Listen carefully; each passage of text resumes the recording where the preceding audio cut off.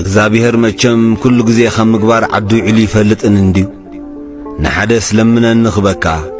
ግና ትትልምነን ንጎረቤትካ ዓጽፊ ገይሮ ኽበየ ብሎ ኣብዚያ ጸገም መጽያ መኪናን ቴሌዮ ንዕኽልተ መኪና ኽበዩ ገዛን ቴሌዮ ኽልተ ገዛ ኽበዩ ኣይትኸውንን ያይሉ ኩሉ ጽቡቕ ሓሳብ ምስ ተወድኦ ሕማቕ ይሓሲቡ ኣምላኽ ሓንቲ ነገር ሓሲበ ድማ በሎ እንታይ ሓሲብካ እንተበሎስ ሓንቲ ዓይነ ያንቁረኒ ኢልዎ ጎረቤቱ ኸዓ ኽልተ ዓይኑ ኽነቁር ማለት እዩ እዚ ባህር ሰብ ንሓውና እኳ ክመውት ኢና ዘይንደሊ እምበር ክሓልፈሉስ ኣይንደልዮን ኢና ሓደ ነገር ክነገረኩም ቅድሚ ምሞትና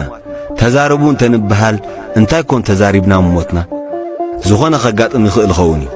ጽቡቕ ተዛሪብካ ምሟት ግን ሰና እዩ ኣብ ሓደ ዓዲ ሙሉእ ዓዲ ዘሸገረ ሽፍታ ነይሩ በሃል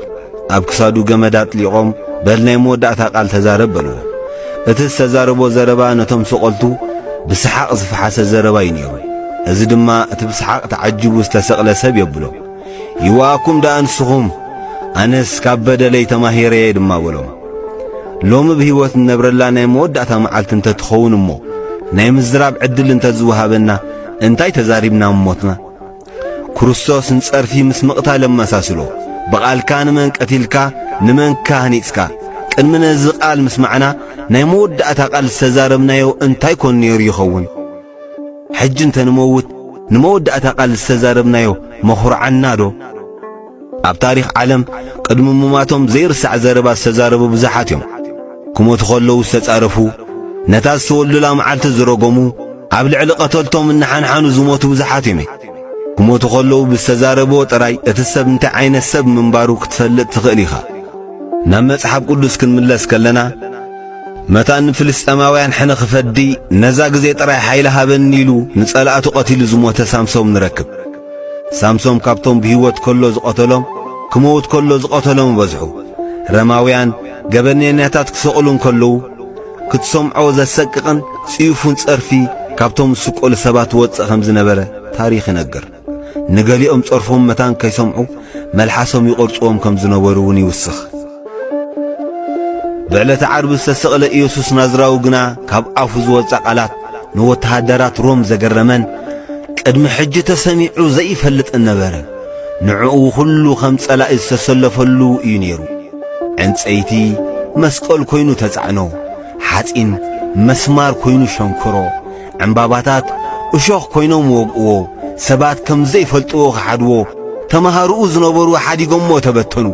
እዚ ኩሉ መከራ በጽሕዎ ክንሱ ግና ኣብ ዓለም ተሰሚዑ ዘይፈልጥ ጸሎት ካብ ኣፉ ፍሰሰ ዝገብርዎ ይፈልጡን እዮም እሞ ሕደገሎም ንሱ ብሞቱ ከም ሳምሶም ሰባት ኣይቀተለን ብሞቱ ዘተስኦም ግና ኣዝዮም ብዙሓት ነበሩ ሞቱ ምኽንያት ትንሣኤ ብዙሓት ዝኾነ ጐይታ ናይ መወዳእታ ቃሉ ዝገብርዎ ኣይፈልጡን እዮም እሞ ሕደገሎም ብምባል ጀመረ ኣነውን ጐይታ ዝገብሮ ይፈልጥን እሞ በጃኻ ንዓይውን ይቕረ በለኒ እወ ብኃጢአተይ ሸንኪረካየ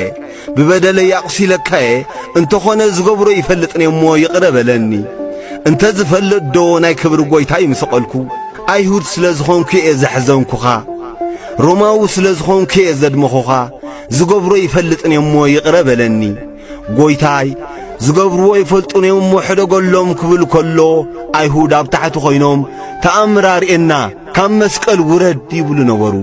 ጸላእትኻ ካብ ምጽላእ ንዝጸልኡኻ ካብ ምፍቃር ንላዕሊ